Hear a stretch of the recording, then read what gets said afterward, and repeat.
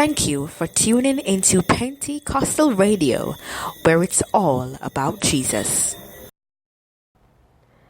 I invite you at this point to listen to a two-part program for a teaching done in fasting service by Bishop McCoy. Now, the Bible tells us about Naaman, who was a captain of the Assyrian army. He was a very powerful man. He was a powerful soldier as well. But the Bible says that he was a leper. And when you know this story from Sunday school, a song, there was a man who was a leper, white as snow, and he went to River Jordan to wash his sins away, and then to go and dip. And this man didn't want to bathe or dip in any dirty river. He was quite proud. And there's a message to it, but I'm not going to the message. I'm not going to the message because it speaks to someone who is not saved, who is in sin, and we're all born in sin, right? Nothing to be ashamed of. What to be ashamed is if you don't want to come out of sin. It's not a shame to be a sinner. It's a shame to want to remain a sinner. Are you with me? And because so many hands went up, I didn't know. I'm just going to give you a synopsis. So, it started with this little maid.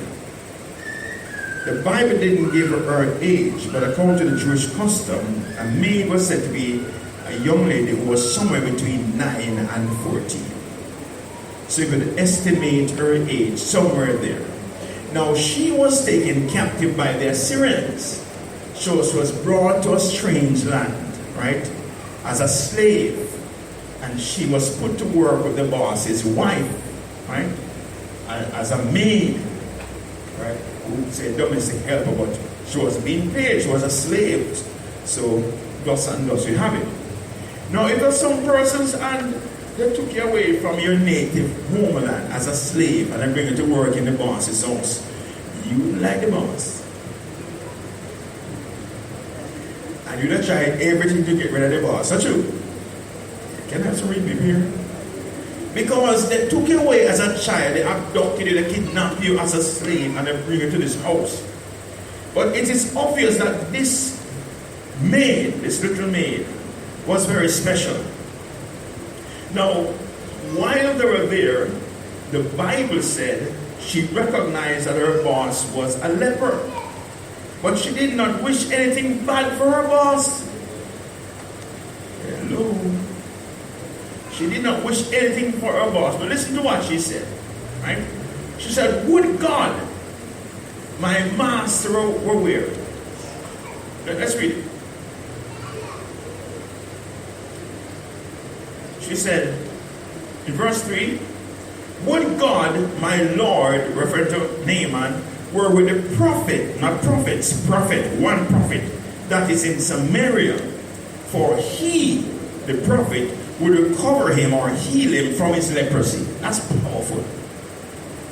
How many persons have ever gone to someone else and told them about the miracle power of Jesus Christ? Come on, talk to me. Can you put it behind us? How many persons ever experienced the wonder-working power of God? Hallelujah. But how many of those hands that went up you've ever told somebody about it? In fact, maybe I shouldn't even go there yet. All those who have been to a good doctor, I'm not talking about a 4-eye man. I have nothing to do with 4-eye man. What's a 4-eye man?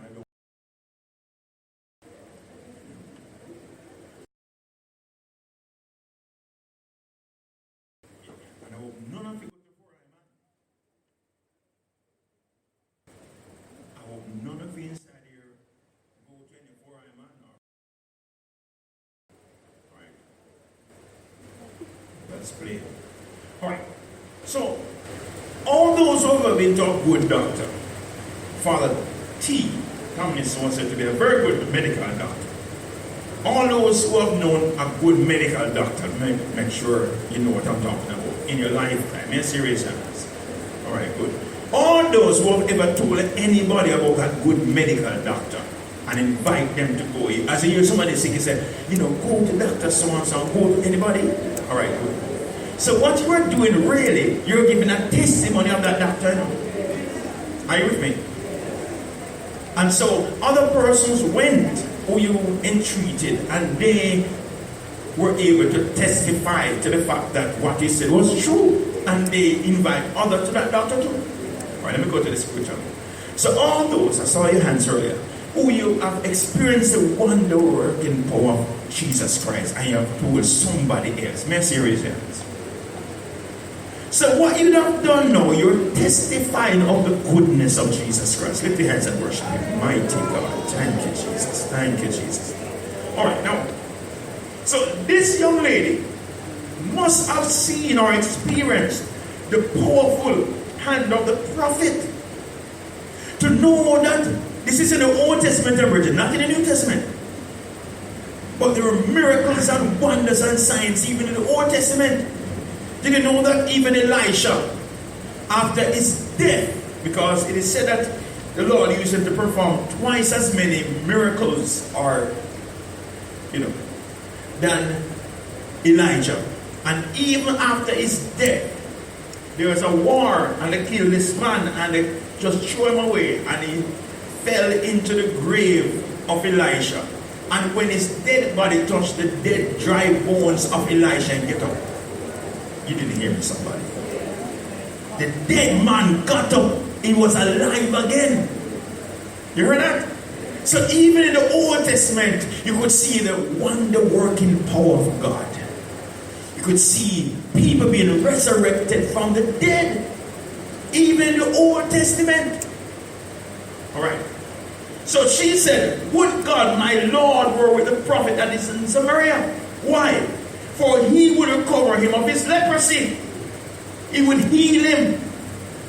And one went in and told his Lord, saying, thus and thus said the maid. So the maid gave a testimony. Children of God, one of our responsibility as children of God is to bear testimony of the power, the wonder-working power of Jesus Christ. And I believe it is a sad thing where a child of God is healed or you experience God working in your life or somebody you know and you keep it secret. It's like you're working as an agent with the devil, you know. And you guys say, well, it's shy. Well, if you're shy, let me take it easy with you. Because I've been shy nearly all of my life, right? Yes. Now, when I just got saved with my teens, you know, because I was so shy, I close my eyes when I am worshiping. And until now, that's so 34, nearly 35 years, when I was in my mid-teens. And until now, I close my eyes. Even when I'm preaching sometimes. Most times. You understand me? Yes. But I'm saying now, so if you are shy, don't let that deter you from testifying of the goodness of God. If you're afraid that people look at you funny and so on, close your eyes so you can't see them. Them can't see, you can't see them. Because your eye doesn't say how to leave. Right? So you close your eyes and you testify. Amen? So try, and it will work. Now, whether you testify in church or out of church, we should always have a testimony. Now, let me go to the historical aspect. I was told by my parents. I didn't know the pound, shilling, and pence days, but I heard about it. Right? But yes, I didn't know it. Now, I was told that when you go to the Chinaman shop to buy anything, right? The Chinaman believe in testimony. What the Chinaman would do, if you carry your money, especially if it's a coin, most of the coins also they have those days, he would throw it up in the air, let it drop on the counter. Follow me in and fast, you see that? Now, there is a certain sound that your testimony should make. Follow me closely. And so when the Chinaman throw your coin up in the air, it would fall on the counter. If it sounds too heavy or too light, that means the material is not right. Jesus help me. So if it sounds too heavy or too light, the material that makes the coin is not right. Something is wrong with it. It's counterfeit. Ask your neighbor, is your testimony counterfeit? Is your money counterfeit? This is serious enough. So if the money did not sound right, the Chinaman is not giving it back to you, no matter how you cry. In fact, if you cry too hard, they call the police. Our constable, as they call them in those days. And so he would use a nail and drive that nail through that coin on the counter. So if you should come in with your money to buy something, it is possible that you didn't know it was counterfeit. It is possible you know it is counterfeit. You ever go to any supermarket and see some counterfeit money hung up all right near the cashier? It is saying to you, look, test your money. If your money look like this money, run. Because if you try to spend that money, it is going to be nailed right up here. So the Chinaman would nail that money. So if you go to the Chinaman to buy anything and your money look very much like one of them that was nailed on the counter, run. Run for your life. Because, so when we come to church, when we have testimony, it really is an opportunity to test your money. Oh Lord, you didn't hear me. So testimony is not just what you get up and say in church. People get up and tell a lie.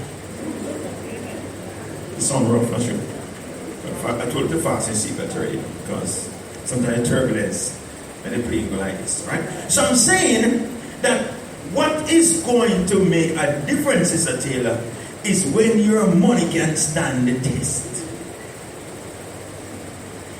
So a testimony, let me just give you 3 things, because testimony is a ministry, you know.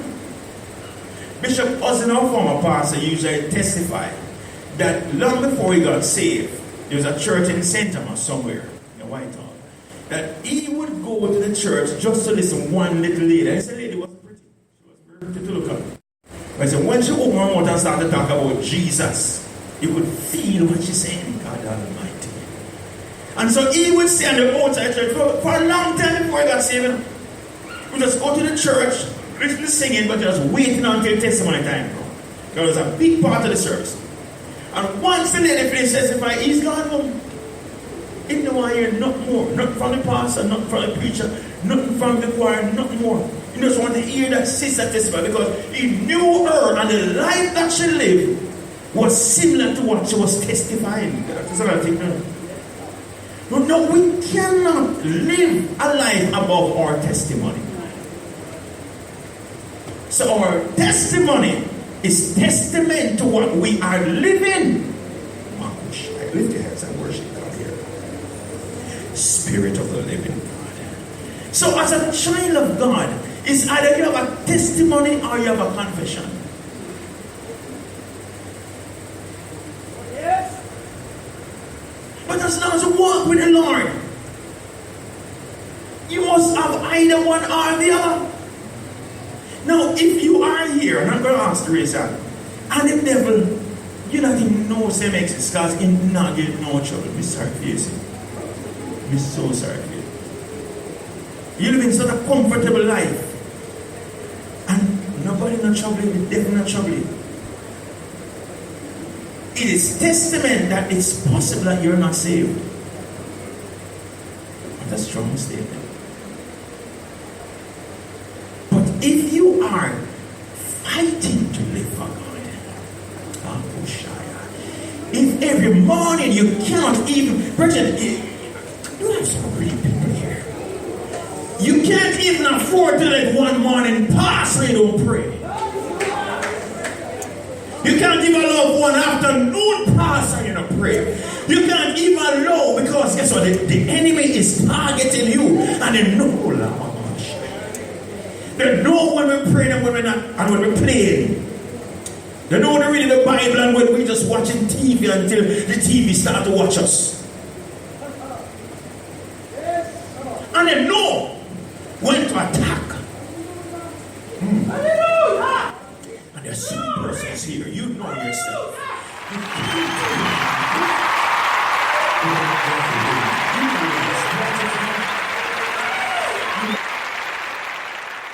Thank you for tuning into Pentecostal Radio, where it's all about Jesus.